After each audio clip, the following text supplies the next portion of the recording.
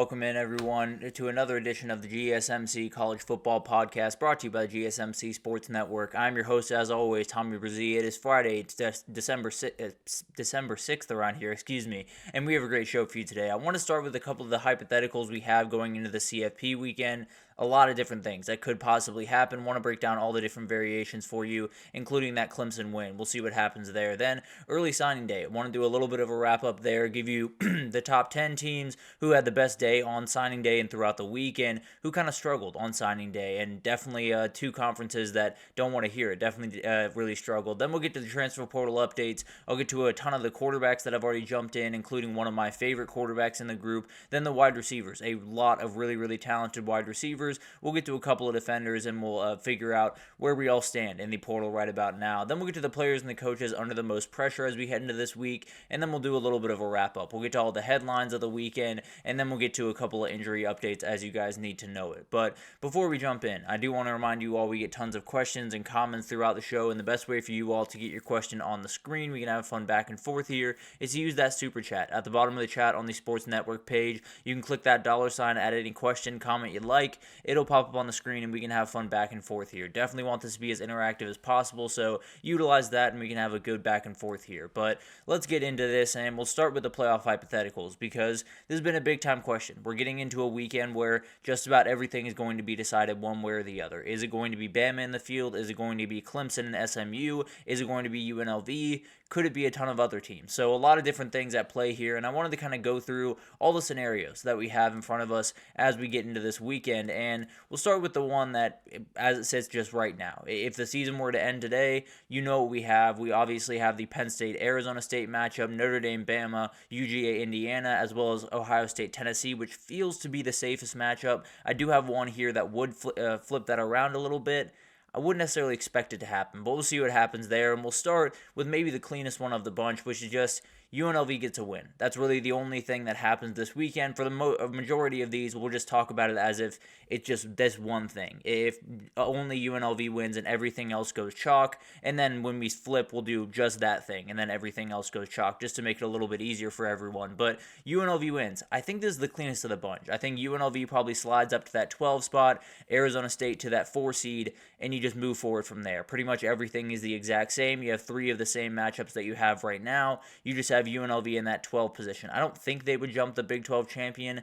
Maybe there's a little bit of mobility there, but they're at 12. Big 12 champion would be at probably 14, 15. I would have to assume that's enough of a gap. So I assume that it would be UNLV slotting in at the 12. You would have ASU over it to the 4 position, and it would still be a great place for Penn State to be. No doubt about that. They would still be favored by double digits by both these teams, and they would be in a great position to make a little bit of a run here. Oregon would definitely get a little bit of a tough draw, no doubt about that. So a lot of different things that could happen here. I think this is going to be a really, really fun matchup. I think that Penn State-UNLV one could be really, really interesting to watch. But that's a pretty clean one. Just UNLV beats Boise State. That's all we have to worry about. Now, let's get into a couple others. And we'll start with, what if Oregon loses to Penn State? This is one that's kind of had a little bit of debate around this time of year, where you have Texas and you have Penn State.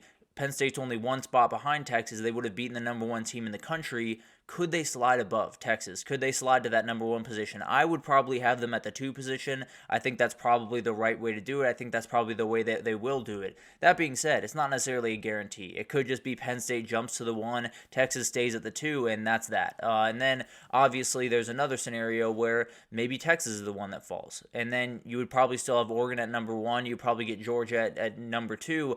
And then some interesting things would happen, I think. I think you could have Penn State stay at 5 and then Texas slide to 3. I think you could have Penn State slide down 1 more spot and Texas sit in at 4. And you could even have Notre Dame fall a little bit and kind of shuffle some things around. But the way that I see it, it's probably going to be Texas falling just a little bit because of the loss to Georgia. Penn State probably staying where they are right about now, and maybe Notre Dame slotting down a spot. That's the way that I would see it happening. I do think there's a little bit of debate there. It could be kind of up for interpretation on that one, but the way that I see it, I do think that it's one of those things where if Texas were to fall to Georgia, I think they'd probably slide down to the 6, Texas would slide up to the 2, and then Notre Dame would slide down to the 7, and that would probably be it. Maybe they would slide down to the 7 below Notre Dame.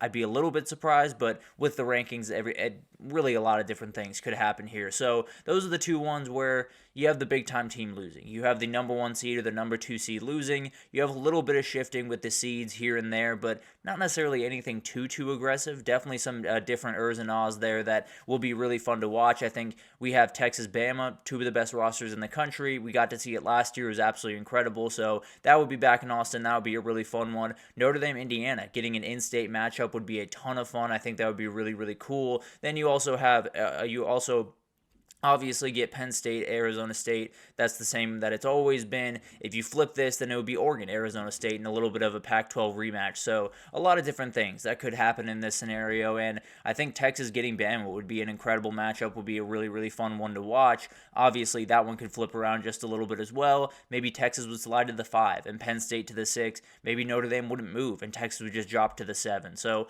a lot of different things that could happen here. The way that I see it, Texas probably isn't dropping below Notre Dame, but very well could depending on the result there. So a lot of different, variations here. I think Texas probably wouldn't drop below the 6th position. They could possibly drop to the 7 or probably not the 8 if I'm being totally honest. I think the 8 is probably reserved for only this reality. And actually, let's get to this one first. Texas and Oregon both lose. That's a big time question here, and I think this would be relatively easy if I had to imagine. You'd have Penn State and Oregon would probably just flip positions. I think Texas would probably slide down to the 6, Notre Dame to the 7, UGA to the 2. Would make for some really fun matchups. You'd have Oregon, Arizona State in a little bit of a big Pac-12 rematch. You'd have Texas, Bama. You'd have Indiana, Notre Dame. You'd have Ohio State, Tennessee. And then you could have a lot of different matchups in the second round that could be really fun to watch. You have Texas, SMU possibly in an in-state Texas matchup. You'd have Oregon, Boise State, a little bit of rematch from earlier this year. You could have Ohio State, Penn State, same exact thing. Or Tennessee, Penn State, a little bit of an interesting matchup that we haven't seen in a long time. And then you could have Indiana, UGA. You could have Notre Dame, UGA. Both would be absolutely incredible, no doubt about that, and definitely would be a lot of juice in those 4 games. So cannot wait. This is going to be a really interesting matchup, and definitely could be a situation where both these teams lose. You have Penn State and UGA slotted into those bye positions, and then we just have to figure out what Oregon and Texas would do. Do they fall to the 5-6? Do they fall to the 6-7, or even a little bit lower? But moving forward, this is the one where I think that 8-9 matchup could possibly change. Now, I'm not necessarily betting on this. I do think there's different variations here that could have different implications when you go around this. But when I look at Penn State, if they were to get blown out by Oregon, if they were to get beaten by 14, 17, 21, I do think this door opens a little bit. I think you would have the same 4 seeds in terms of the buys. You would have Oregon, Texas, SMU, Boise State. Then you would get a little bit crazy. I do think Notre Dame, apologies, I do think possibly Notre Dame would slide into that 5 position, maybe even to the 6, possibly, depending on how that would work. I think Ohio State would get the other one there. And then I do think Penn State would slide to the 7. I think UGA could slide to the 8. So that's kind of the question here is, what would the variation be if Penn State were to get blown out? Would they fall them below Ohio State because they do have that loss to them? Would they keep them above Ohio State because they don't want to punish them for playing in the Big Ten championship? That is going to be a huge debate. That's really the only reality that I see that 8-9 matchup switching from Ohio State to Tennessee. I think that one's relatively set in stone right now. Maybe there's a little bit of an opening if Penn State were to get blown out. I'd be a little bit surprised if I'm being totally honest. I'm not going to lie to you, but at the end of the day, I do think this would make for some chaos on Selection Sunday. You'd have Notre Dame ASU, which would be a very interesting matchup. You'd have Ohio State Bama, which is just about as good as it gets in college football. Penn State Indiana would be a huge matchup in the Big Ten that we didn't get to see this year, and then UGA Tennessee, a little bit of a rematch of the one that happened in Athens. This one would be right back there, so it'd be really interesting to see how that would unfold. And this is a little bit more of a variant one. I don't necessarily think they would drop Penn State that low, but if they were to get beaten by 21 points, I think there's a good argument for Ohio State being ranked above them, and then you just got to figure out what you do with everyone else. So a lot of different things that would go around here. Maybe Penn State would fall to the 8, depending on the way the Georgia-Texas game went. So a lot of different variations here. We'll see what happens, but overall, I think this is probably the most chaotic version of it, and we'll see what happens on Selection Sunday if Oregon were to pull it out by 21 points, let's just say, against Penn State.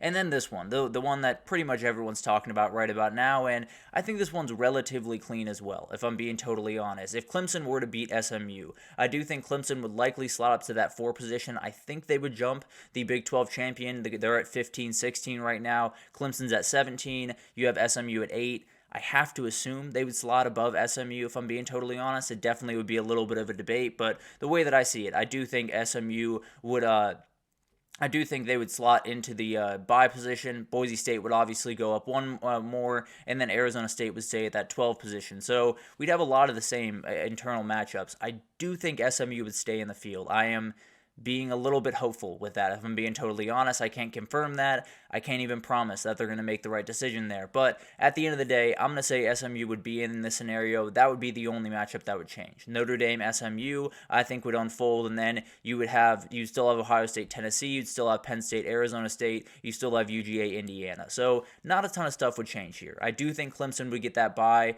Possibly they would slot into that 12, and then Arizona State would get the bye. So there's a lot of different things moving around in this one, and this is obviously the one that everyone's kind of watching for. I like to believe that SMU would be in this scenario.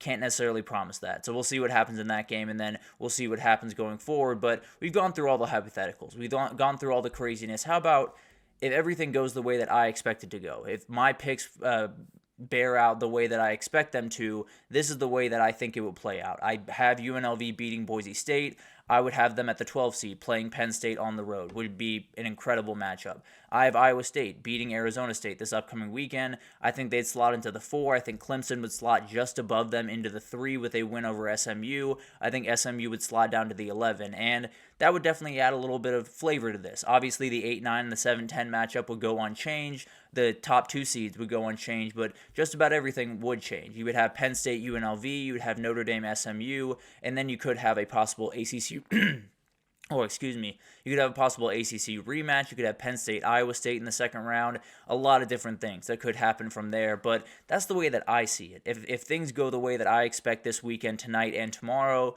that's the way I see this playing out. Now, I can't promise that if Clemson were to win, that SMU would be in. I like to think that they would, and I'll leave it at that for the time being. We'll find out what the selection committee does on Sunday, but the way that I see it, if they leave SMU out, if Clemson were to win, I got some problems. If they put Bama in, we're going to have some interesting conversations on Monday. I'll just leave it at that for the time being. We'll get into that, obviously, in time, and hopefully they make the right decision there. But let's take our first break here, and when we come back, we got to talk about early signing day. A lot of different stuff has happened throughout this week. We'll break it down, the winners and the losers, all of the different stuff you need to know right after this, so stick with us.